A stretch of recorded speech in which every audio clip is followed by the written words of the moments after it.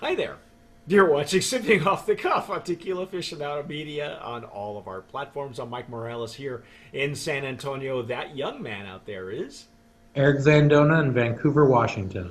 And Eric and I have been dissecting and talking about the El Rey tequila line. El Rey. Now this is it's been around for a while. It's obviously not a slouch. It is the San Francisco World Spirits Competition thought that they were very worthy of medals. Um, this is an 80 proof tequila, and we should mention the gnome too. We Mhm. should probably mention it all the time, and we don't. But Yeah. it's gnome 1123, and if that number sounds familiar to you, it's I, because it comes from a legendary distillery. It is the Cascahuin distillery in El Arenal, and it is famous because they don't they're not a big, huge maquiladora. As a matter of fact, their own line is making a huge splash. They went through a whole new rebranding, mhm. and you folks that may have been falling all over yourselves to get those bottles. I know they're available here in Texas just now. But El Rey is made at the same distillery, and they also produce. I believe Siembra Valles for Siembra Spirits, which is David Suro's line. But this was the first tequila I have had from that distillery, and I knew the distillery. I'd read about it. Um, I knew they were legendary. So when we ran across these folks at the Monterey Bay Tequila and Cuisine, I begged Eric Loya to finally say, "Send me the bottles," right? And they did. Yeah. So Eric Eric Zandona and I are going through the. Be careful. This is the shot glass. We're going Yeah. through the whole line. This is the Anejo. Do we know? Does this say on the website how long this is being aged? Yeah. So they start with agaves, which are cooked in a brick oven, and then they're fermented and distilled using copper, and then the añejo is rested or aged for 14 months in Okay. uh, in American oak. Now, Eric and I were kind of on the fence as far as the reposado.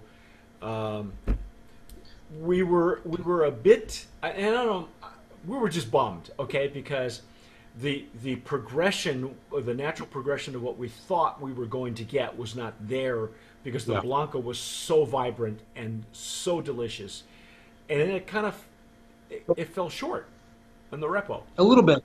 One thing I forgot to mention in the last video Hmm. was that I used the reposado to make a Oaxacan old fashioned for my wife, and it actually worked really well. So, traditional old fashioned is like whiskey and orange and some bitters, whereas a Oaxacan old fashioned is made with reposado tequila and a little splash of mezcal. Um, but the orange flavor in the tequila of the reposado, it's not added flavor. It's just from the fermentation Right. that shows up. Actually works really well. So I think, despite the fact that we were a little bit disappointed by the progression that we thought we were going to get, um, the reposado does hold up well in a cocktail. So, Well, for and people so who are, maybe that's what they were going for. Oh, did I lose you? well, possibly. No, I'm still here. Okay, good. Yeah. Do you All think right. maybe that's what they were going for? Maybe it's what they were going for. I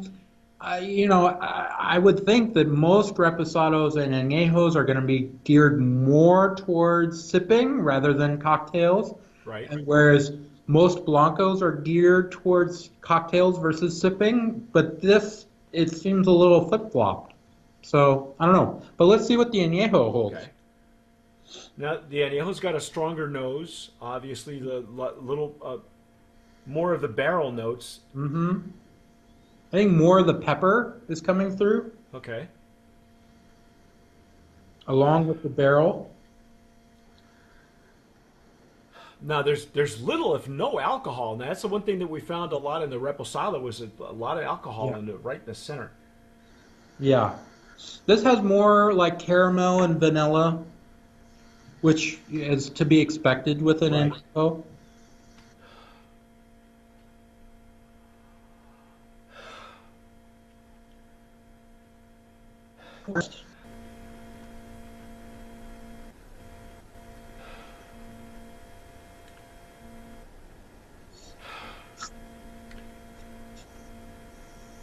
Well, definitely more wood and spicy notes.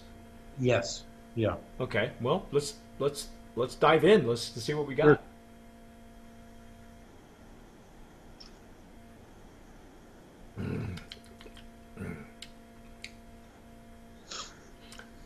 Now, see, on the back end, the pepper and the spices, the Yeah. cinnamon, on the finish is where we felt it in the blanco. Yeah. Mm-hmm. What Yeah. happened? I have no idea. I love this añejo. This añejo is actually, I don't know about Yeah. you, but is there a little bit of the blanco characteristics in this añejo? Or am I imagining that? Because I think I'm getting a little bit of the agave, the vibrancy that we got, because that blanco was so vibrant. It was Yeah. electric. Yeah. This does, I think, there's more, I'd say there's more vibrancy going on in this añejo than compared to the reposado. Reposado was kind of flat in some ways. Yes. This hits a lot of the kind of character that you're going to want out of an añejo. It's got a really nice mouthfeel, Yes. smooth. There's no burn from the alcohol. It's got nice sweetness, but it's not overly sweet. So that means they're not adding any, additives to it. Um, the There's a little bit of the orange coming through. It just there's more. It's not so blah as the reposado was. The reposado, as you said, was flat. It was flat, yeah, but yeah, this one's picking up a lot more of the vibrancy of the blanco, and yeah, it's presenting the barrel notes are being presented as yeah, well. yeah. They are. Being presented much more clearly. Yes. So, but you get that as with good añejos, you're getting a good balance between the sweet characteristics from the barrel, i.e., the like caramel and vanilla, along with the spice, the cinnamon, and then the pepper from the agave is coming through, layered in with a little bit of that citrus that we've been talking about Yes. that's Yes. carried throughout. So I would say this is a really nice añejo. Now, see, there was. This is a Yeah, Brand of Promise nominee. I agree with you. I I was almost, you know, depending on where Eric was going to be, because I would say Eric has a little bit more trained palate than mine, only because he's been when we talked with Eric and we interviewed him, he works for the American Distilling Institute, so a lot of scotches, a lot of whiskeys, a lot of brown spirits. Whereas yeah, I'm completely over on the agave side, and so we have to somewhere meet in the middle.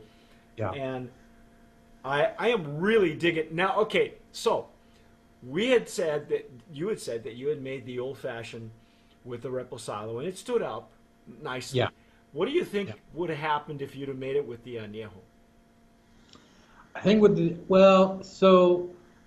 I think it would have been a richer cocktail. Okay, I think it I think it would have been better. okay. Well, Oh, I tend to agree. I agree with you that this is more of the progression that I was looking for in the reposado that we were looking for that we didn't get. yeah. Wow, this is just it's beautiful. There's that orange uh, what do we call it? Orange peel, orange oil. Yeah, orange oil, orange zest. But in some ways, combined with the sweetness, it reminds me a little bit of like orange marmalade. Oh, wow. Wow. You are a romantic. But this is definitely Brand and Promise nominee. Hmm. This is really nice. Oh yeah. Oh my gosh. And just like the blanco, the pepper and the spiciness on the finish Yeah. this is a superb tequila. It really is. And what And this is what you want when you're sipping an añejo, right? um, So, wh- and let's talk about price. I was going to say, what was the pricing on this? 49.99, 49.95, Yeah, something 49 is something. $50. It's like 10. It was it $10 between difference between the Blanco and the Añejo, something weird like that. Yeah, So not only can we nominate it as a brand of promise, on its own, but yeah, believe it or not, in the yeah. in the value category, and what we look at is more bang for the buck, as Right. opposed to, The $20 and pure, under, yeah, things yeah, like yeah. that. We're This is certainly a tequila, in my opinion. The Yeah. quality of the Blanco and the Añejo, at least, are underpriced. Yeah.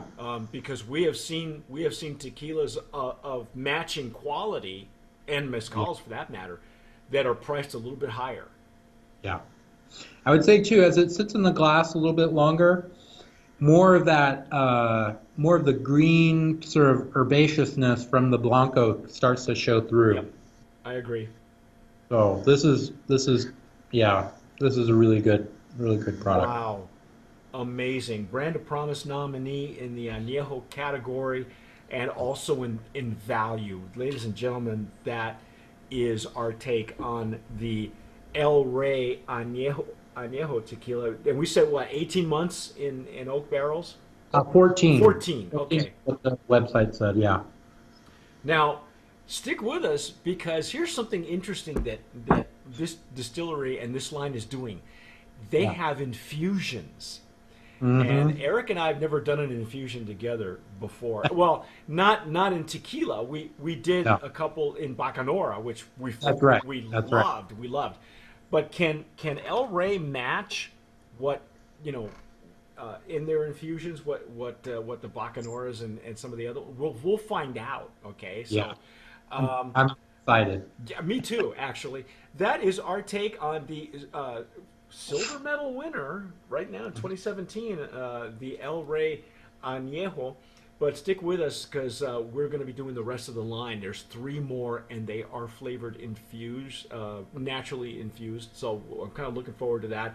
That's our take on the El Rey Añejo. I'm Mike Morales here in San Antonio. That gentleman out there is.